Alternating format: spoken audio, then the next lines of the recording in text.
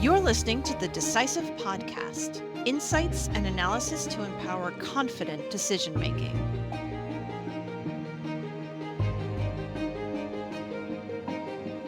Hello and welcome. I'm Kristen Hallam, your host for this discussion.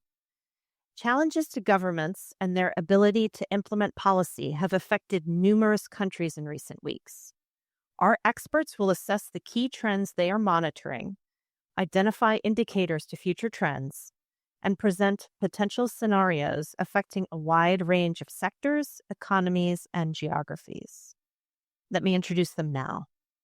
Carla Selman, Head of Latin America Country Risk; Bibianna Norek, Principal Analyst, Europe and CIS Country Risk; and Jeffery McElroy, Senior Analyst, Asia Pacific Country Risk.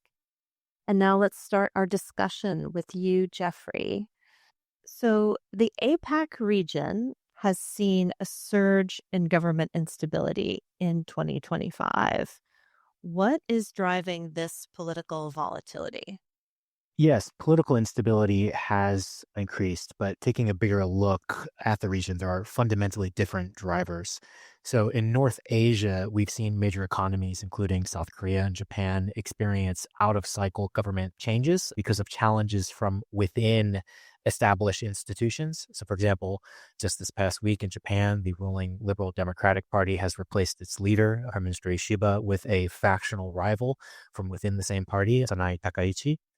This is in contrast to South Asia, where we've seen no less than 3 governments collapse within as many years, beginning with Sri Lanka in 2022, Bangladesh in 2024, and just recently Nepal, giving rise to this notion of an Asian Spring. Here, the main drivers are external to the established political system, so namely civil unrest and violent protests leading to government collapse. So whereas instability in Japan, because it's internal, guarantees some continuity of government, in South and Southeast Asian economies, we're looking at potentially longer-term instability in affected countries. Thanks for that, Jeffery. Now, Japan is going to elect a new prime minister less than 1 year into former Prime Minister Ishiba's term. How likely is Japan to continue this cycle of frequent leadership changes, and what will the impact be to Japan's business environment? Yeah, so the risk here is that Japan will fall into a revolving door of prime ministers that lack a mandate to govern effectively. So this is not particularly new problem for Japan. This was the norm from 2006 to 2012 for Prime Minister Abe took power. The victory of Takaichi last week does indicate a significant power shift from within the LDP, away from the moderate wing of the party, which has been in power since 2020, in favor of the party's more conservative wing. The trigger for the shift was the LDP losing its majority in both Diet chambers. The challenges to actually from the right of Japan's political spectrum, specifically a party called Sanseito, which surged in popularity within the last election cycle on a platform of low taxes and anti-immigration policies.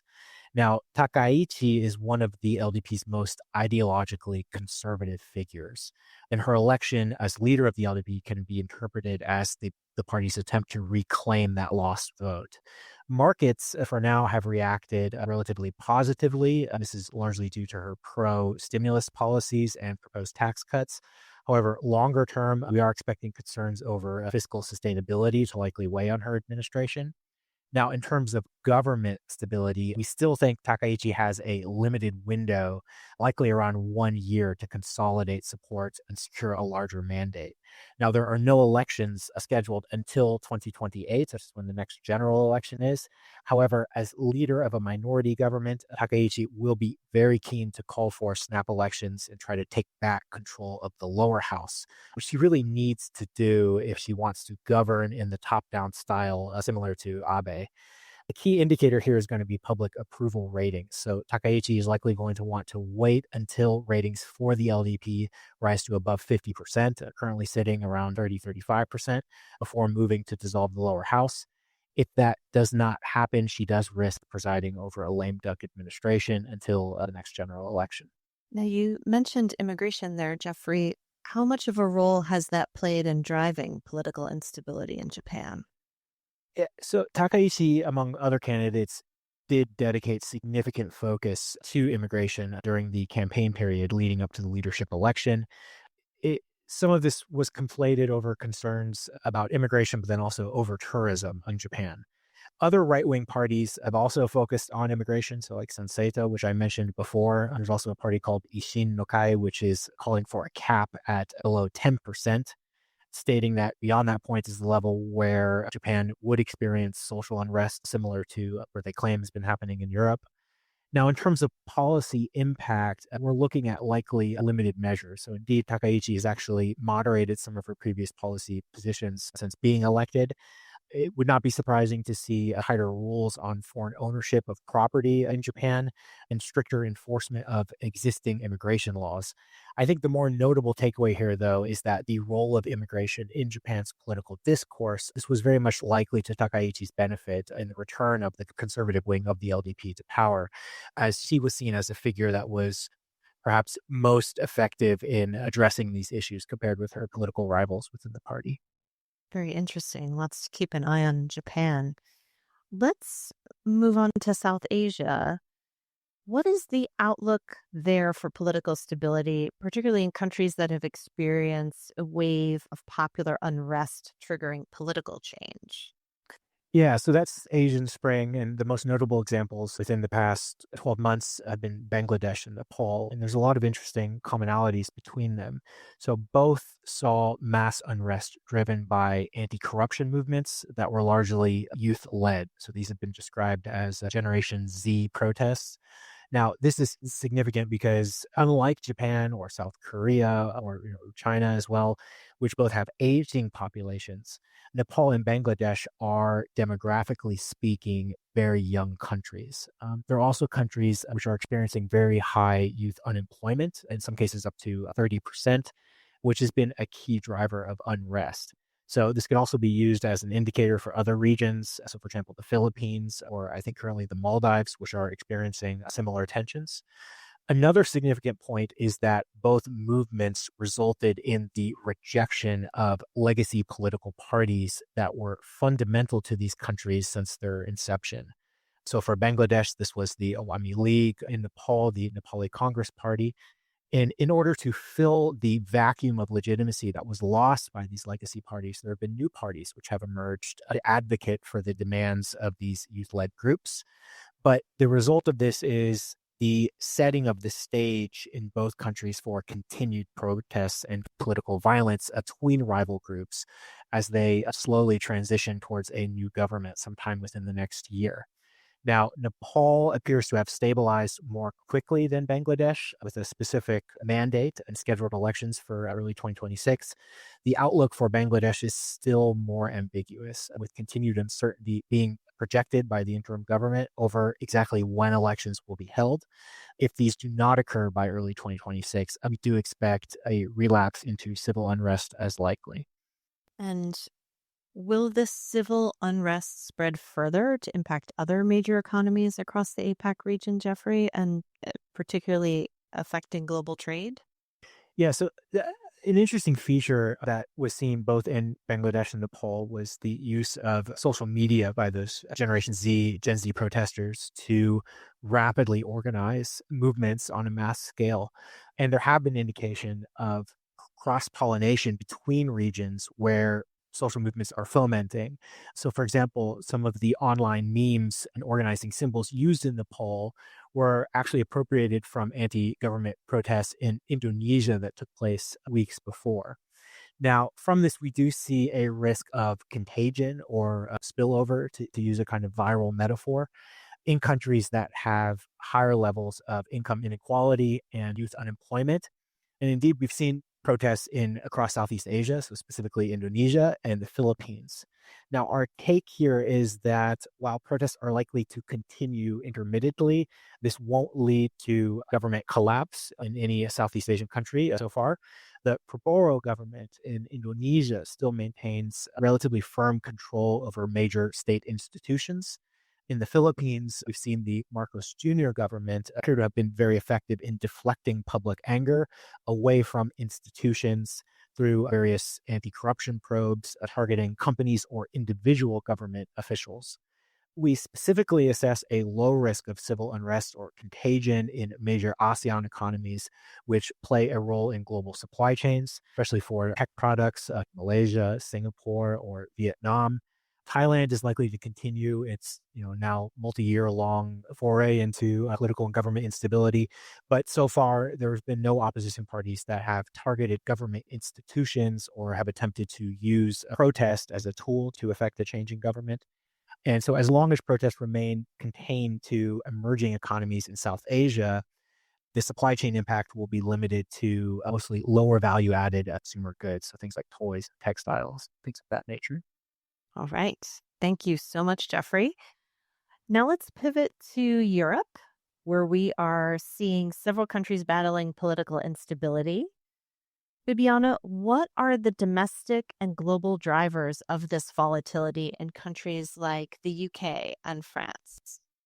Yeah, so in European countries like the UK and France, we are indeed seeing governments battling domestic pressures, which include public spending demands, the need for fiscal consolidation, and also the loss of public support for the governments. In response to these issues, basically, the government is finding it very complicated to find a response because of geopolitical challenges that it has to face simultaneously, which include conflicts, particularly the Russia-Ukraine war, tariffs, and also trade hurdles. So we can say that volatility in Europe is amplified because it comes from two fronts, both the domestic one and the global one. France's new prime minister just resigned a few days ago after less than a month from his appointment. Which steps are being taken to reduce political instability in the country at this stage, Bibianna? Yeah, so indeed, France's latest Prime Minister, Sébastien Lecornu, resigned only hours after announcing his new cabinet. And the main issue in France at the moment is the current parliament's composition, because we have three main political blocs, and each of them is lacking a majority to govern. And so opinion polls are actually also indicating that even if a new election was held, none of these blocs would be likely to secure a working majority. So in fact, President Macron has now tasked the outgoing prime minister to still attempt to hold talks until this evening in an attempt to try to find at least a broad agreement, particularly with regards to the 2026 state budget. And the aim would be to try to avoid holding fresh elections at the moment, at least until this budget is passed, to avoid further delays. Now, the UK has also seen a government reshuffle recently. What challenges is the UK government facing at the moment? So the UK government's position is actually different from the French one, because the UK government is a single-party government with a comfortable majority in parliament. However, it has been struggling with a significant drop in public support. It has been having to handle a wave of anti-migration protests. It has seen the rise of the Reform UK party, which is now topping opinion polls. And we've also seen the recent announcement of the new party of Jeremy Corbyn. But just like in France, the UK is also attempting to reduce public spending. And the recent cabinet reshuffle was probably an attempt of policy repositioning in order to tackle some of these issues. Now, we talked about immigration earlier with Jeffrey. The UK has been experiencing a wave of anti-migration protests, and France has been experiencing a series of strikes and protests against austerity measures. Can civil unrest prompt policy shifts in these countries, Bibianna? Yes, Kristen, definitely. So as I was just mentioning with regards to the UK, anti-migration protests have actually been pushing a shift within the Labour Party towards tougher migration policies. And the recent cabinet reshuffle that we were talking about is also an indication of that. And in France as well, public opposition and trade union opposition to austerity measures, given the potential to have very disruptive protests in the country, is shaping budgetary policy in France, which is challenging the government's ability to implement cuts which are needed in order to reduce France's high deficit levels. All right. Thank you for those insights on Europe. Let's move now to Latin America. Carla, Latin America has several elections due to take place in the next 12 months. How much are these going to affect political volatility? Yes, as you mentioned, there are several elections coming up, some of them very soon. So, first of all, I would like to talk about the Argentina elections on the 26th of this month. This is a legislative election, but it will be key. It will be a key indicator of President Milei's capacity to pass policy in the second half of his term. So, up until now, his party, La Libertad Avanza, Advanced Freedom, the Libertarian Party, has a very slim representation in Congress. They need more seats in order to be able to continue with the austerity measures and structural reform, such as reducing taxes and loosening labor laws. However, this seems at the moment a bit difficult because President Milei has lost a lot of popularity. On one hand, it seems to be because of kind of fatigue with his austerity agenda and also some irregularities in the government. So we will see. We will see how that will evolve. That is at the end of this month. Then we have in November, Chile presidential and legislative elections. So up until now, polls are showing that the two front runners are from the far right, José Antonio Cast, and from the left wing, from the ruling left wing coalition, Janet Jara. So it shows like a little bit of a polarization. In any case, we don't think that this will mean significant policy change because in both cases, they will probably reach out to the center both before the election to get support and once in government. They are likely to have to make concessions to the center in order to pass policy. The main differences here will be that if there's a right-wing government, the focus would be on economic growth, particularly including reducing public spending and on security issues. Whereas if it's the left wing, the ruling coalition, their focus will be more state intervention in key sectors such as lithium, power, also labor rights. However, we don't anticipate that this is going to be radical changes, no expropriations, no nationalizations, and a likely moderation if they come to power. And the other one that I wanted to mention is Bolivia, which is having a second round also this month. And this is an interesting one because it will be the first time in 20 years that there's going to be a right-wing or a center-right government. So both candidates that are disputing the second round, and this ends 20 years of left-wing mass governments. So there, we're likely to see significant policy changes there, including allowing more private sector investment. The other two big ones, I'm not going to go into too much detail. They are next year, Brazil and Colombia. We don't know yet who are going to be the candidates, but so far they both have left-wing governments. So what can happen if there's an opposition right-wing government? In Colombia, we're likely to see some shifts in economic policy, specifically bringing back the fiscal rule and also reducing public spending and changing security policy, so more focus on military confrontations with insurgents and criminal groups over peace, which has marked current President Petro's government over peace talks. And in Brazil, it's similar. If the right wing comes to power, they are more likely to focus on fiscal stability and more business-friendly regulations, including privatization. All right. Thank you, Carla. Lots of moving parts there. You'll be busy next year. And once these governments are in power, Carla, how easy is it for them to hold their mandates and go through with their agendas? Yes, that has been interesting too, because we have seen a trend in recent years in Latin America that most of the incumbents have lacked majorities in Congress, which has made it more difficult for them to pass policy in Congress.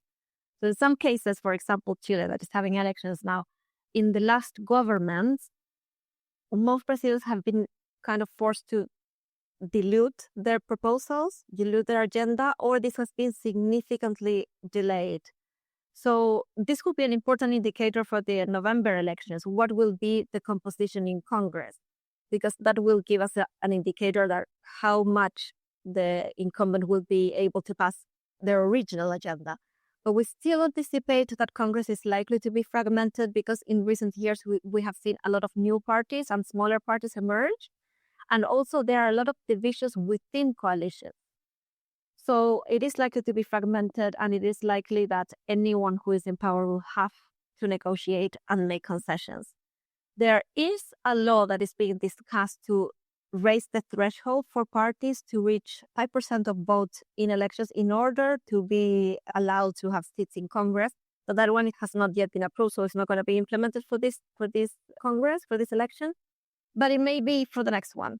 So something that to keep an eye for the second half of next presidential term.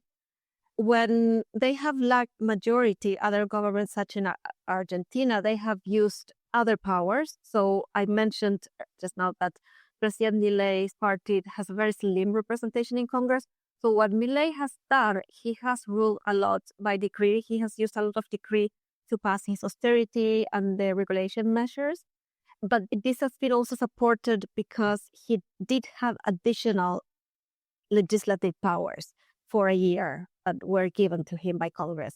But now this has expired. And what we are likely to see in the second half of his term, if he doesn't get more majority in Congress, is that Congress is likely to be more hostile to him, in the sense that we have already seen some indicators that Congress has reversed several vetoes that Milei had implemented that would have increased public spending. So Milei wanted to veto them, but this had been reversed by Congress. So this also indicates that probably there will be more opposition from Congress to sustain decrees or veto powers. And that has been overall the trend in most of the countries, with one notable exception that I'm not going to go too much into detail, but that's Mexico, where President Sheinbaum has a lot of support. She still remains very unpopular, and she has very comfortable majority in both chambers, which could even allow her to pass a constitutional reform. All right. Thank you, Carla. Now, moving to social unrest, we've seen several waves of very violent and widespread unrest in Latin America in recent years. How likely are these to destabilize or overthrow governments? Yes, just like you said, unrest risk kind of peaked between 2019 and 2022. We saw very violent and widespread unrest in countries like Chile, Ecuador, Peru, Colombia, but they did not unseat governments. Normally, they don't end up unseating government, at least in the recent years, with the exception of Haiti, where that has happened in recent years, which is more volatile. But what can happen, what is very likely to happen, is that they force policy change. So similar to what Bibianna was referring to in Europe, so also in Latin America. One example, again, with the massive unrest in Chile in 2019, then President Piñera, who had come to power with a very business-friendly agenda, he completely shifted his agenda into a socially oriented one. So completely different to what he had planned to do because of this unrest. And we are seeing similar issues in other countries. Right now, there are very intense protests also in Ecuador, and widespread protests because of the government proposal to remove fuel subsidies, which is always a very delicate topic in some countries, including Ecuador. And in the past, this measure that has been attempted by previous presidents, they have been forced to reverse because of very violent protests. And it's also quite common in Latin America that in some areas of Latin America that protests against extractive projects like mining and energy, sometimes they have to be reviewed or suspended because of unrest. Thanks for that, Carla. Again, lots to keep an eye on there for sure.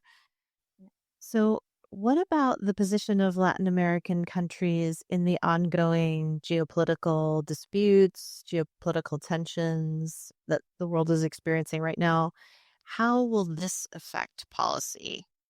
So most Latin American countries will continue to balance relations with both the US and China because for most countries, they are the two main trading partners. So most countries are trying to keep that relationship because of the economic importance, with some nuances. So on one hand, we have Brazil, the largest economy in Latin America, which will keep its relations with China, its trade relations with China. China is the main trading partner, but also likely to continue negotiating with the U.S., particularly now, very recently, when there was kind of indications of a thaw of tensions between President Lula and President Trump in the UN. So they are likely to pick up negotiations on tariffs. But Brazil will try to keep this strategic autonomy and follow their own path.